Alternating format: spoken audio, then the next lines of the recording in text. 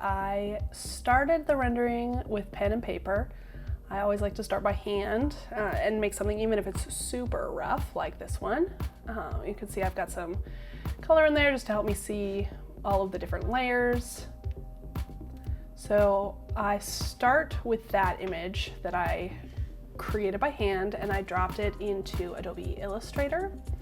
I like working with the pen tool in Illustrator because I can adjust every single point on the pen and all of my lines. So I can really get the shapes, the rough shapes that I want.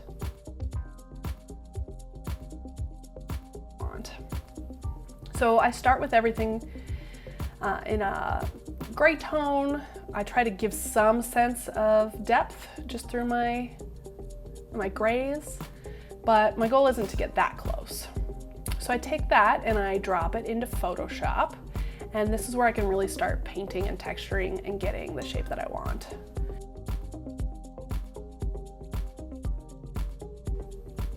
So that I can lay down a lot of texture while I'm laying down my shadows and my shapes. I don't like going in with just full coverage on anything. I like it to be really textural. I think that makes scenic designs more interesting, more engaging. It gives the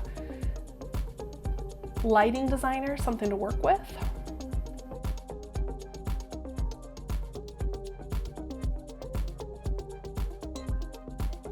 Next up, work on the back wall. And this one I worked with a noise filter to try to get more of that concrete texture. And there you can see me working out color. So here I'm looking at the color of this black wall against the color of the platforms, trying to make everything stand out from each other so there's depth and interest, but that it still all works together. I was really happy with this method that I used to create some water stains. So I used Adobe's fibers filter, render fibers, to create kind of these organic fibers. And then I just manipulated them, erased them, changed color, changed orientation, blurred them a little bit. So you can see me, I'm using the same fibers under each window, but I'm trying to manipulate them so they don't look like they're copy pasted. So here I'm working on creating this rebar ladder. So even though they're so small, I really wanted to make sure that they felt dimensional. So there you can see once I zoom out, it feels like they're real pipes. I'm moving on here to these cutouts. So this, I'm using references from some rusted steel I-beams. So I'm imagining that this is where this wall has crumbled away, revealing some of the architecture underneath. So I'm going in and I'm creating dimensions, shadows of where there would be shadows from the dimensionality of the I-beams. I'm trying to create rust texture, adding some aging with the green, a little bit of patina. Now I'm going in and doing some more speckle texture.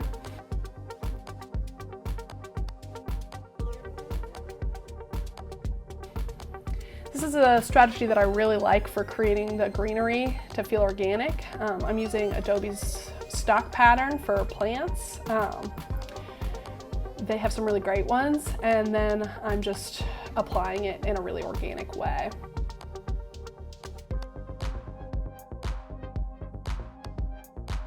Because I want it to be, I don't want every texture on here to be aged concrete. So this, what I'm doing is like a really pitted, decaying paint texture. Like this is peeling paint.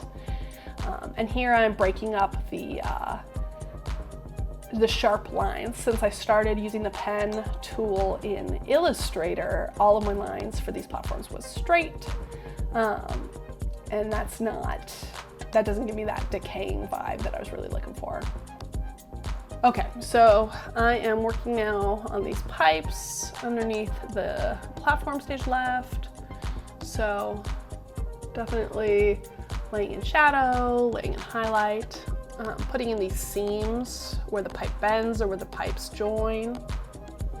Just a lot of texture and shadow helps it feel more real, more aged, more interesting.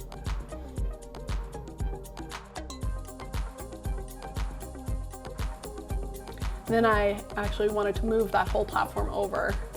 So I felt like I wasn't using the whole wall. I had a big dead space over stage left.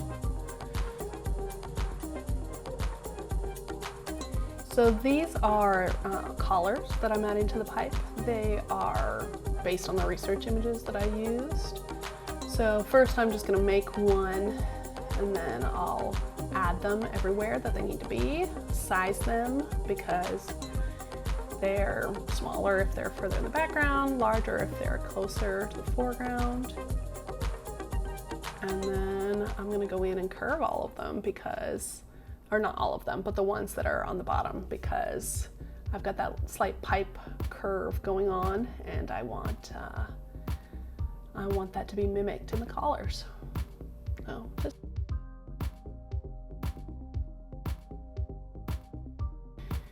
So here I'm doing that technique again where I covered the whole page in the pattern, and now I'm using a brush and eraser in the mask, the layer mask, to go and add and subtract the plant textures, how I really want it to be organic, and laying it in how the plants would cling to, like joins in the pipes. So at this point I'm going in and I'm roughing just with my my tablet and a pen. I'm roughing in how I want the railing to look. At this height we needed a railing, and I didn't do it with my my hand drawing because the detail was too small. So I went with the pen tool and I created this swagging chain shape, which again, using the pen, I can manipulate how I want it to go. As I've made a chain brush, and I want it to look like the chain is following the path of the pen that I used. Laying in the chain that would be looping around these rings.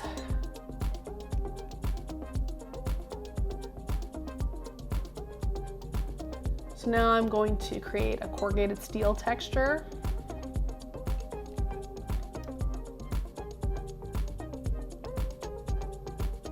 Super simple, super easy, just with a couple gradients to make a little steel texture. And then going in and adding some aging on top, just because nothing is clean here. This is creating the hoist that the chain will go around. Now this hoist and this chain aren't going to do anything functionally, it's just storytelling. I wanted an interesting railing that was crumbling and decaying and fit this kind of industrial factory look. So I duplicated the chain, just moving, manipulating it a little bit.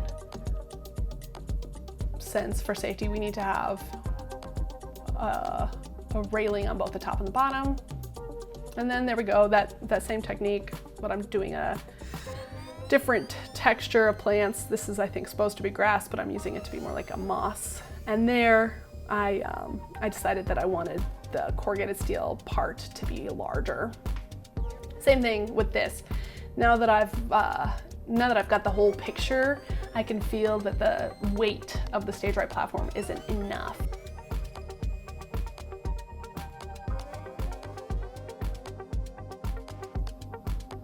Now I'm working on the floor.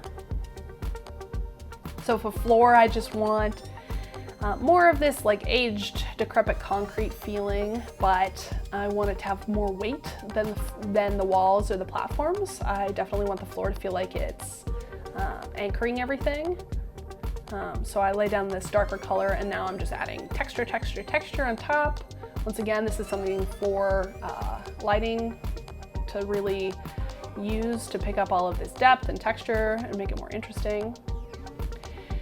Then a huge difference made by changing the background to a darker color and then pulling my original line drawing out, adding some more greenery, just decrepit in the space, making it a little darker. And then, adding some green to the chain. Some texture to the background.